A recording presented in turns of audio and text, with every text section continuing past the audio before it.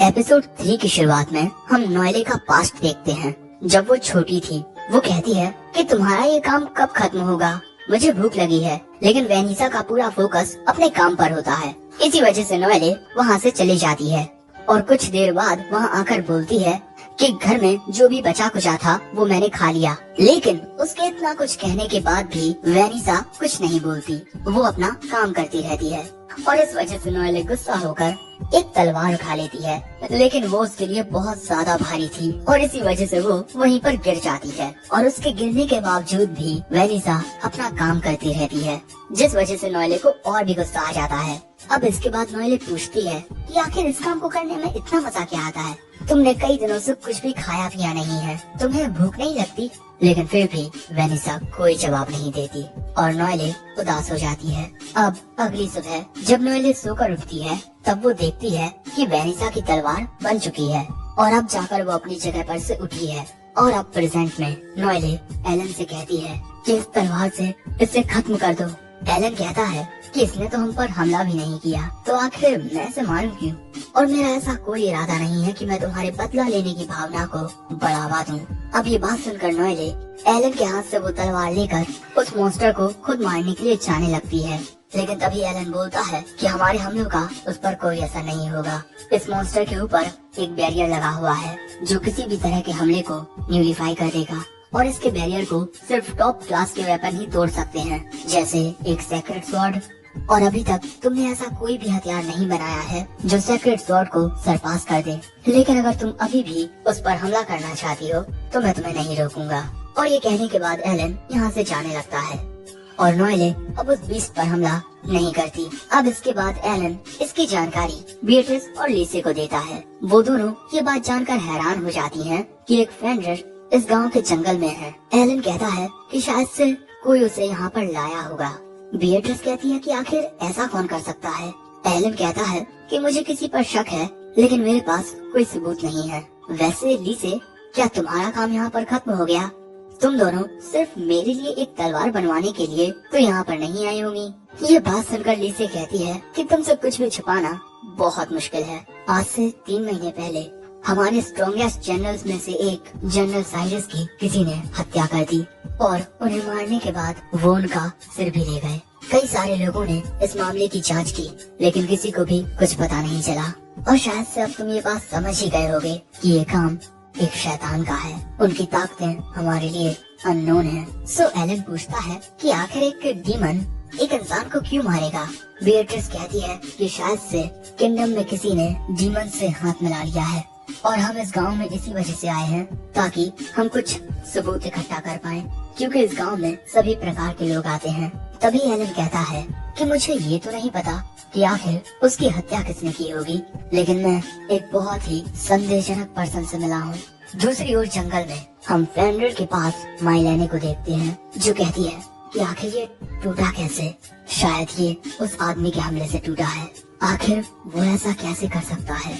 ये तो उसके लिए नामुमकिन है। अब इसके बाद माइलेने हॉरस के पास जाती है। हॉरस उसे बताता है कि जल्द ही हम अपनी चाल चलने वाले हैं, क्योंकि अब इस गांव में रुकना जरा भी मजेदार नहीं है। जाओ उस एल्फ और उस सेंटेस का सिर मेरे कदमों में लाकर रखो। ये बात सुनकर माइलेने थोड़ी हैरान हो जाती है। उसका एक्सप्रेशन देखकर हॉरस कहता है कि क्या हुआ, तुम्हें खून देखना पसंद नहीं? और इसके बाद वो माइलेने के पास जाकर कहता है कि तुम मेरी बात समझी या नहीं। और दोस्तों, हम देखते हैं कि माइलेने के गले पर एक अजीब सा स्पेल लगा है और अगले ही पल में उसकी आंखों से चमक गायब हो जाती है। दूसरी ओर हम नोएले को काम करता हुआ देखते हैं, जो काफी मेहनत से अपना काम कर रही थी, क्योंकि एलन ने उसे बताया था कि अगर ये तलवार अच्छे तरीके से रिफाइन हो जाए तो इससे उस फेंडर पर हमला किया जा सकता है। इसका एक बार इस्तेमाल करने के बाद मैं बता सकता हूँ कि इसमें क्या क्या कमियां हैं। नोएले कहती है कि मुझे इस बारे में सब कुछ बताओ। एलन कहता है कि ठीक है, लेकिन तुम कोई भी लापरवाही नहीं करोगी। और दोस्तों, अब नोएले काफी ज्यादा थक जाने के बाद भी अपना काम करना जारी रखती है और इसी वजह से थोड़ी ही देर में वो बेहोश हो जाती है।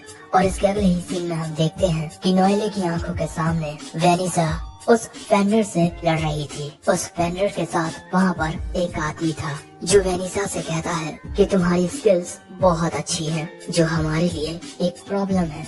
इसी वजह से हम तुम्हें खत्म कर देंगे। लेकिन तभी वेनिसा फेंडर पर हमला करने के लिए जाती है, लेकिन फेंडर के ऊपर लगे हुए बैरियर से उसकी तलवार ही टूट जाती है और अगले ही पल में फेंडर वेनिसा को खत्म कर देता है। और इसके बाद वो नोएले को देखकर उसकी ओर हमला करने के लिए जाता है, लेकिन तभी अचानक आसमान से उस पर बिजली गिरती है, जिससे वो वहीं गिर जाता है। ये देखकर वो आदमी कहता है कि शायद से ये हीरो का काम है। दोस्तों, ये अकीला होती है जो फेंडर पर एक और बार लाइटनिंग से हमला करती है, लेकिन इस बार फेंडर को कुछ नहीं होता। इसी वजह से वो अपनी तलवार के साथ उस पर हमला करती है, जिससे फेंडर घायल हो जाता है। और ये देखकर वो आदमी फेंडर के साथ वहाँ से गायब हो जाता है। और अब इसके बाद नोएले वेनिसा की लाश के पास आती है और अकीला से कहती है कि आखिर क्यों तुम उस पर इतनी आसानी से हमला कर सकी? क्या उसकी तलवार इतनी बेहतर नहीं थी? और अब नोएले वेनिसा की तलवार को अपने सीने से लगाकर रोने लगती है और यही सपना देखते हुए नोएले की आँख खुल जाती है। उसे काफी ज्यादा बेहतर महसूस हो रहा था। उसे लगता है कि शायद से लीसे यहाँ पर आई होगी, लेकिन वहाँ पर एलन था जो नोएले पर अच्छे से नजर रखे हुए हैं। दूसरी ओर नोएले का काम खत्म हो जाता है। उसने इस तलवार में काफी सारी इम्प्रूवमेंट्स कर दी हैं। अब अगले सीन में नोएले उस तलवार को लेकर जंगल में आती है, क्योंकि वो खुद उस फेंडर को खत्म करना चाहती थी। इसी वजह से वो जंगल में अकेली आती है। अब फेंडर के पास आकर जैसे ही वो उस पर हमला करने वाली होती है, फेंडर जाग जाता है और उसे दूर फेंक देता है। और इसके बाद दोस्तों, वहाँ पर वही आदमी आ जाता है जिसने वेनिसा को खत्म किया था, और यही आदमी अब लीसे और नोएले को खत्म करना चाहता है। फेंडर के एक हमले से ही नोएले की हालत बहुत खराब हो जाती है। अब वो आदमी कहता है कि मैं काफी वक्त से तुम्हारी तलाश कर रहा था। नोएले कहती है कि तुम वेनिसा की तरह मुझे भी मारना चाहते हो, है ना? नोएले की बात सुनकर वो आदमी कहता है कि वेनिसा?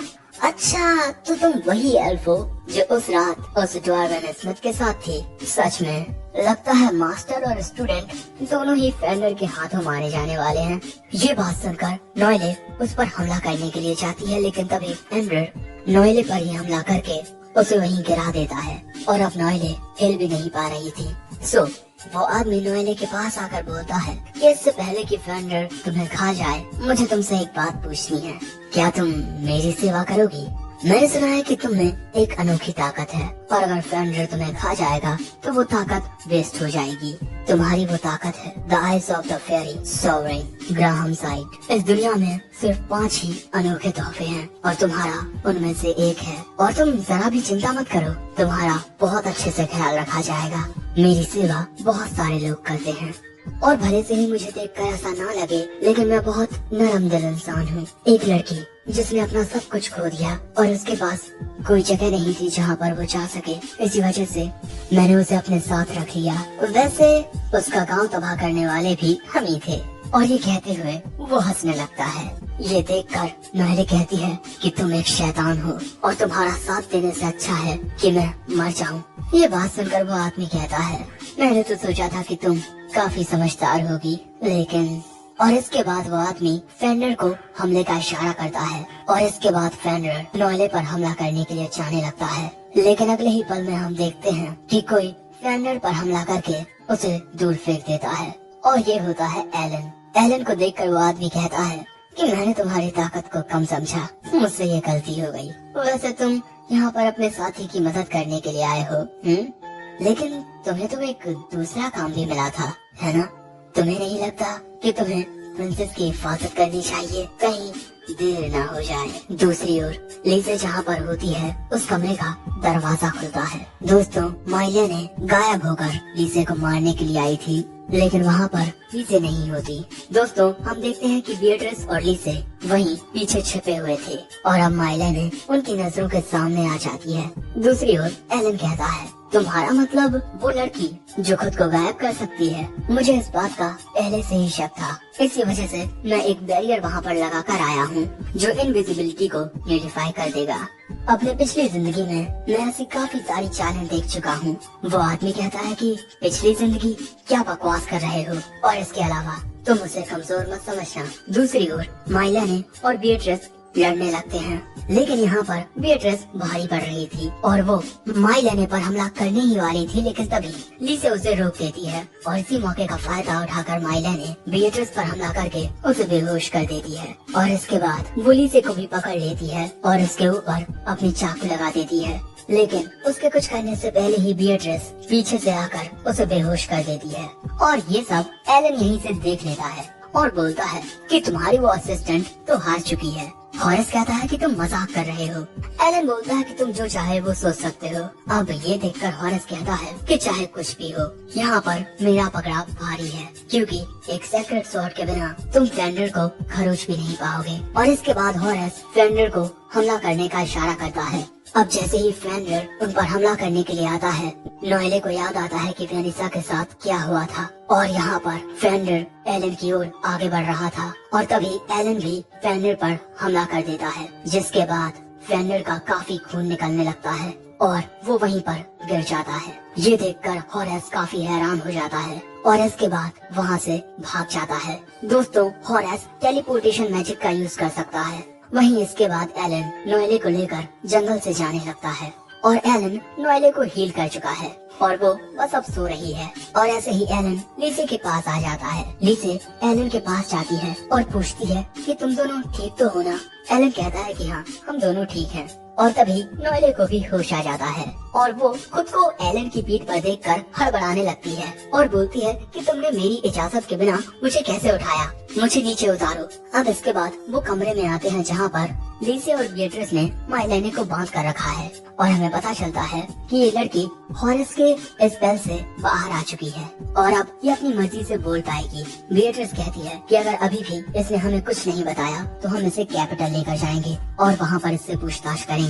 लीसे कहती है कि मुझे नहीं लगता कि ये एक बुरी पर्सन है। बीएट्रिस बोलती है कि वो आपको मारने ही वाली थी। सो लीसे बोलती है कि वो ये सब अपनी मर्जी से नहीं कर रही थी और शायद से कोई इसके आने का इंतजार कर रहा होगा। लेकिन तभी माइलेने बोलती है कि उन्होंने सब कुछ चला दिया, मेरे पास लौटने के लिए कोई जगह नहीं बची। ये बात सुनकर नोएले याद करती है कि उसके बेहोश होने के बाद वेनिसा उसे अपने साथ ले जा रही थी। नोएले वेनिसा से पूछती है कि तुम मुझे कहाँ ले जा रही हो? वेनिसा कहती है कि हमारे घर पर। और उसकी बात सुनकर नोएले हैरान हो जाती है और इसके बाद नोएले माइलेने के पास जाकर उसकी रस्सियों को काट देती है और बोलती है कि तुम हमारे साथ क्यों नहीं रुकती हमारे घर पर? अगर तुम्हें कोई एतराज ना हो तो क्या ये लड़की मेरे साथ रह सकती है? सो बीएट्रिस बोलती है कि अगर इसने फिर से प्रिंसेस पर हमला करने की कोशिश की तो अगर इसने ऐसा कुछ भी किया तो मैं इसे पकड़कर बहुत डांट लगाऊंगी। नोएले की ये बातें सुनकर माइलेने की आंखों से आंसू निकलने लगते हैं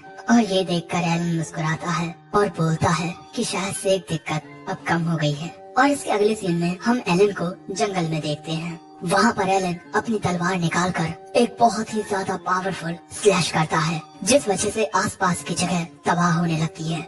दूसरी ओर हम हॉरेस को देखते हैं जो बचकर काफी दूर आ गया था और वो अभी भी सोच रहा था कि आखिर वो था कौन। लेकिन अगले ही पल में वो देखता है कि उसकी ओर एक रोशनी आ रही है और दोस्तों, ये वही एलन का हमला होता है जो सीधा आकर हॉरेस में लगता है। और अब हॉरेस काफी ज्यादा हैरान था, लेकिन तभी वो देखता है कि उसके पीछे एक डीमन आ रहा है, जिससे हॉरेस बहुत घबरा जाता है। और इसके बाद जब एलन हॉरेस के पास पहुंचता है तब काफी ज्यादा देर हो चुकी थी, कोई पहले ही हॉरेस को खत्म कर चुका था। अब इसके बाद वेस्टफेल्ड फैमिली के घर पर वही डीमन अपीयर होता है और कहता है कि मैंने अपना काम कर दिया है।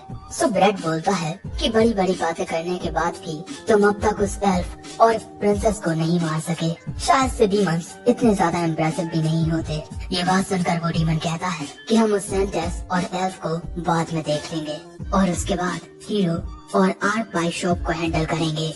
सो तभी ब्रेड कहता है कि पिताजी, आर्क बाई शॉप को आप मुझ पर छोड़ दीजिए। वो कहता है कि क्या तुम उसका सामना कर पाओगे? ब्रेड बोलता है कि हाँ बिल्कुल, क्योंकि मैं उसके जैसा नालायक नहीं हूँ। सो दोस्तों, जैसा कि तुम देख ही सकते हो कि हर एक चीज के पीछे एलन के पिता का हाथ है। तुम्हें अब क्या लगता है कि आगे कहानी में क्या क्या होने वाला है? तुम लोग वैसे अपने ओपिनियंस कमेंट बॉक्स में शेयर कर सकते हो। इसी के साथ अगर वीडियो पसंद आया हो तो लाइक कर देना और हाँ, हमारे चैनल एनिकॉन एक्सप्लेन को सब्सक्राइब भी कर देना। और इसी के साथ सायोनारा।